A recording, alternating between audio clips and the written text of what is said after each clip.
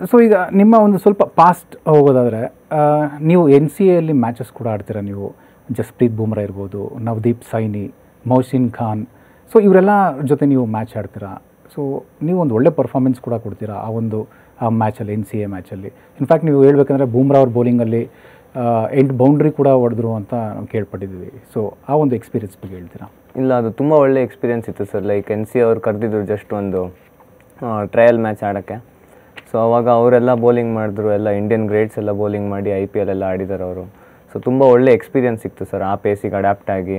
So like ಎಲ್ಲ ಚೆನ್ನಾಗಿತ್ತು sir ಅವ್ರ ಜೊತೆ ಎಲ್ಲ ಆಡೋಕ್ಕೆ. ಒಂಥರ ಒಳ್ಳೆ ಇಂಟರ್ನ್ಯಾಷನಲ್ ಪ್ರೊಫೆಷ್ನಲ್ ಪ್ಲೇಯರ್ಸ್ದು ಎಕ್ಸ್ಪೀರಿಯನ್ಸ್ ಥರ ಆಯ್ತು ಸರ್. ಸೊ 50+ ರನ್ಸ್ ಕೂಡ ಹೊಡೆದ್ರಿ ಅಂತ? ಹೌದು ಸರ್, 85 ಹೊಡೆದೆ ಆ ಮ್ಯಾಚಲ್ಲಿ. ಸೊ ಈಗ ಮತ್ತೆ ರಹಾನೆ ಇರ್ಬೋದು, ಸೂರ್ಯಕುಮಾರ್ ಯಾದವ್ ಇರ್ಬೋದು, ಹಾಗೆ ತಿಲಕ್ ವರ್ಮಾ, ಸೊ ಅವ್ರಿಗೂ ಕೂಡ ನೀವು ಬೌಲಿಂಗ್ ಮಾಡಿದ್ದೀರಾ.